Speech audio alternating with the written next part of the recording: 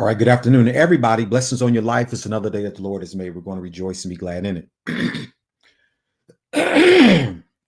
Excuse me. I just ate a little something, got a little something in my throat. I want to talk about something very briefly. Let me, Lord have mercy. Um, and I want to talk about this because am of the I am of the persuasion and understanding that as a body of believers, we don't concretize this in the way that we need to from a congregation standpoint. That means that it's not we don't spew it out. You know, the ecclesia, they don't get enough of it, if they get any of it at all. And so I've been talking a little bit about trust and wills and beneficiaries, and I think I named one bootleg beneficiaries. The other one was or was it bootleg trust, and shoebox beneficiaries is what I named it. I want to talk a little bit more about that because again, God is concerned about how we do the whole thing from start to finish. And it's not enough just to be spiritual. It's not enough just to say that, I join myself to the body of Christ. I accepted him one day, and, my reward is I go to heaven. Well, that's good. But from a legacy standpoint, and from a beneficiary standpoint, knowledge and wisdom, we have to do more. We need to do more. And we have not done such a great job at doing that, communicating that, establishing that, and walking in that. Today, I want to talk a little bit about estate planning 101. And it's a simple message, just food for thought, and just little daily tips, food for thought with daily tips. Now, my background was established from a little young lady that lived to be 100 and either 6 or 7 years old. I'm not going to argue over 1 year. Once you make it over 100, whether it's a year or 110 or 125, you've done pretty good, right? And so it was told to me that this little young lady, her life, I'm talking about her physical life, I'm not talking about her spiritual life, but her physical life, the reason why she lived so long, she attributed that to a healthy lifestyle in terms of eating. And she told her family members that she ate greens every day, greens, leafy vegetable every single day. Not only that, she had a garden. Now, we don't hear a lot about gardens now because, we in a, microwave generation, and we ain't got time to deal with no gardens and stuff like that. Hence is the reason why a lot of us in the shape that we're in right now is because we won't put the time in. But food was a lot healthier back then. The soil was a lot cleaner and all that kind of stuff. The short of a long story is she ate of that diet past 100 years old. And so she says that that's the reason why she lived a long life, and she lived quality of a long life is because of the diet, her intake. I say that to say this. My backdrop looks like a garden or things that grew from a garden. So you got, you got some carrots, you got tomatoes, and you definitely got some greens that is back there. And I wanted to use that as I springboard into this very quick message today that I'm going to continue with estate planning, right? And so I wanted to use that because that right there, we could benefit from that message from that little old 107-year-old lady that finished well, and she had quality during her time. And so what I want to do is I want to give you food for thought so you can have quality even at your end, that your life will not be in vain, and that other people will be able to benefit from the time that you had here. Now, I want to sprinkle just a few more bullet points into the last two messages that I've done as it relates to trust and wills and beneficiaries and all that kind of stuff. I just want to sprinkle a few more things in there, and I want you to use that as food for thought today. The first point I want to talk about is trustees. Usually when we do a trust, there is a trustee that is appointed. I want to give you a strong caution, a very strong caution here. And that is if you have a trust, Now we can nuance this. That means that we can talk about it, discuss it, make an argument out of it. But let me just tell you from experience, what you don't want to do is have an attorney to be appointed trustee. And I'm not necessarily saying my personal experience, but experience um, that I've seen and that I've studied. Okay, you do not want to have an attorney as your trustee over your trust, because whoever is the trustee ultimately has the power. Now, in your departure, you're not going to be able to give any type of instructions, no directives. And if a trustee is your attorney, then you have a lot of faith. Now, I don't know, you might have a relative or somebody that you just really agree with, or what have you, to say, listen, I just trust you. If that's the case, then that's fine. But as a rule, I would not allow an attorney, because there's a lot of corruption in today, and the attorneys are caught up in structures and systems. So you don't want them to have that type of control over your end, and then they have to negotiate with your loved ones and stuff like that. So that's the first thing. Now, that can go a long way. I'm just giving you that as food for thought. You can take it and do whatever you want to do with it. But I'm telling you that if I were you, I would not have that. And a lot of times that gets snuck in, and then we're not aware. We don't understand the language of the law and all the other, terminology and stuff that's out there. And so they can put that stuff down, and then you walk away out of the office and you've got this stack of papers, and you think that you've done something, and you may have just set yourself up. So these are questions that you want to ask when you go and say, listen, who's the trustee? Number one, you want to be the trustee. And then if you can no longer be your own trustee over your affairs, then you want to appoint somebody that you trust. And I wouldn't lead it up to an attorney. The second thing that I would say is get a copy of the original will or the original trust.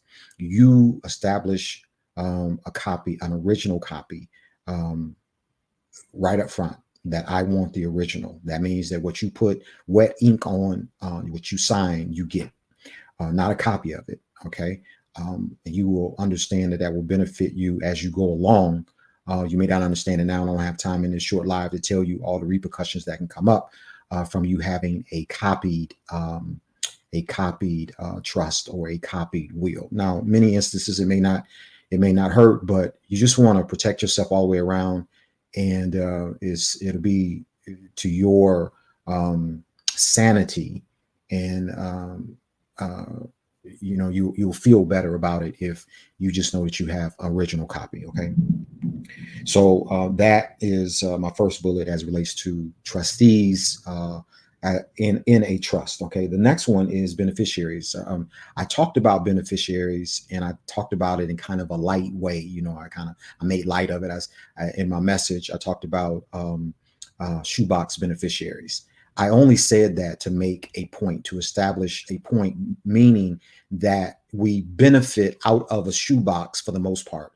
And when I say that, I'm talking about a community, certain communities of people, certain pockets of people. We benefit out of a shoebox because that's our culture. That's what we know to do. Grandma and them and mama and them and all them, they hid stuff under the mattress. They hid it in the shoebox. They hid it in the suit jacket. And that type of thing. So I just call mine shoebox beneficiaries, because a lot of our stuff is there under the mattress or something like that, but it's hid. It's not in a formal, it's not worked in a formal way. Okay. So because a lot of us, we live very meager, or as I've said, at the margins, and we just never get to that place to where we need to formalize things by going and getting an attorney and all that. But simple definition, a beneficiary is basically somebody that you have said would benefit from your life earnings, whatever it is that you have that you feel that has value to it and is significant to you, and you want to appoint a beneficiary. The benefits of being a beneficiary, or the saving grace of being a beneficiary, is that it cannot be probated. That's the real beauty. That's the beauty of a beneficiary, is that once you pass away, that it cannot go uptown or downtown, wherever you're at, and probate it through the system. That's what you want to avoid, is the system. So that's what a beneficiary is in a nutshell. And you kind of want to keep them around, especially if you don't have the means to go out and get an attorney and establish a trust or a will. And everybody should have a will. Trust may be a different story, and then you get a trust for different reasons. So that's what I'll say about that. Now, as it relates to beneficiaries and trusts, I will say this, just food for thought. You can do it if you want to. If you don't, you don't have to. I would make my trust my beneficiary. In other words, like if I had annuities, or if I had CDs, if I had insurance policies, like insurance policies, stuff like that. Now you can do it either way you want to do it. But for me, it's cleaner if I have a trust, just to make my trust the beneficiary. That means that everything that I have will point to my trust, and my trust will become the distribution center of my soul, my will, my wishes for my family, or for an institution, or whatever you want to do with it. It can all just come out of a trust. If you do it where you got, I got this, I got an annuity over here and nobody knows about it, or whatever it might be, it's not as clean when you do it like that. But if you go and have a trust, you should probably think about establishing everything through your trust, bank accounts, everything through your trust. Two more points. A living will. That's another thing that we don't talk about, but we all gonna walk this way, and one day we all gonna pass from this way. And so a living will is nothing more than you establishing how you want your end to be, your physical end to be. So a living will is, do I want to be resuscitated? If you don't want to be resuscitated, you usually do, like they call it a DNR, do not resuscitate. Sometimes people want to donate their organs and stuff like that. You say, well, I don't want my organs donated, and I don't want them going to no scientific research and all that kind of stuff. That's a living will. You don't want to be on life support. If you have one or two physicians that they've established that, and this ain't spiritual now. This is food for thought. Don't put Jesus in it, and Jesus gonna heal me and all. I ain't talking about that. I'm just talking about basic things that we have to deal with. Don't spiritualize this piece, but it is a holistic piece, and it is a piece that Jesus is concerned about.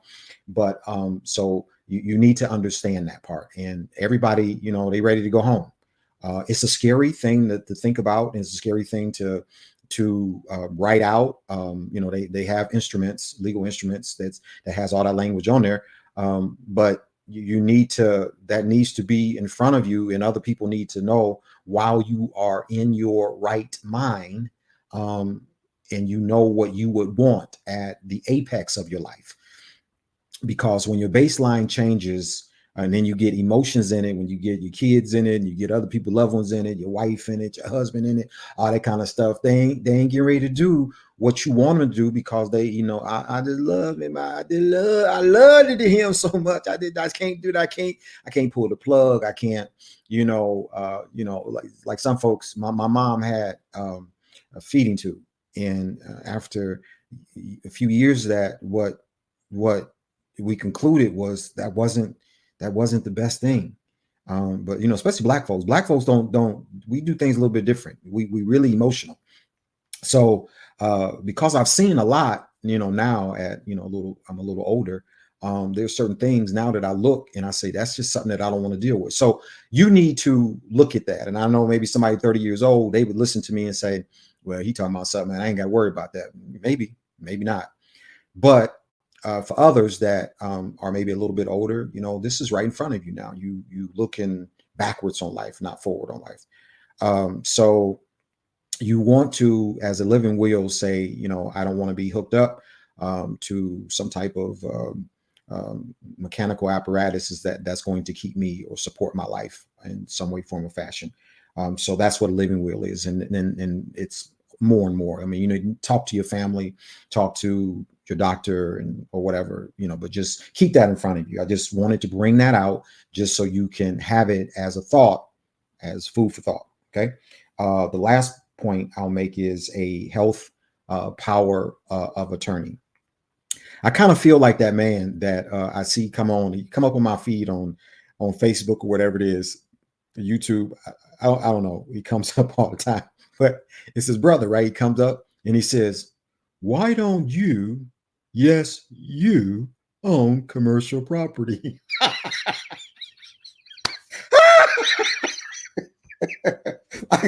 I heard that guy earlier. I'm the wrong dude to hear certain things, because once I hear it, it get in my spirit and I will run with it. You don't want to be a certain way around me, because listen, I can mimic people. I ain't lying. And once I get it, I run with it for days. Why don't you, yes, you own commercial property? My last point. I'm sorry. I don't mean nobody. I'm sorry. Listen. A health power of attorney. Okay, so now we got a living will. A health power of attorney is an instrument. It's another instrument that you need to be aware of and you need to really consider, take seriously. It's something that that we desire, we make known as it relates to when our members, our mental faculties get weakened, when we become disabled to a certain degree. It is something that you talk over with your loved ones, and once you get to a certain, like people with dementia, a lot of people with dementia, because they don't do stuff like this, when they get to a certain state, they may suffer instead of you know you know saying that if I could have had it my way, I would have did this, right? So it's something that your family members can look at and say, if mom was alive in her right mind, she is alive. So if mom was alive in her, if she was in her right mind, she wouldn't do this. If dad was in his right mind, he wouldn't do this. It's about people being able, you act as an entity or as them, as if you are them, but you have your mental faculties intact. Their baseline has changed, so they don't have that anymore, but they haven't established anything. This is the reason for us to be, the reason why we should be proactive as relates to these things that we have to deal with, and choices that we have to make along this lifeline, this journey. So I just wanted to just bring up a few more bullet points and sprinkle that in with the other stuff that we've been talking about. Okay. Hope y'all been blessed. I hope you can use this information as I walk and talk to myself. I ain't crazy, but walk and talk to myself and think about what it is that we can benefit from, what we can improve on. A lot of this, the church does not teach. I'm not saying all churches, but a lot of churches, they do not deal with, especially in the inner workings of it, to go in a deep dive at it. We spiritualize everything. It's really not, it's not cool. But so anyway, I just want to bring that to you because I want to cover the complete territory of what life is all about. All right. I want y'all to be blessed. Have a good day, and we will talk soon.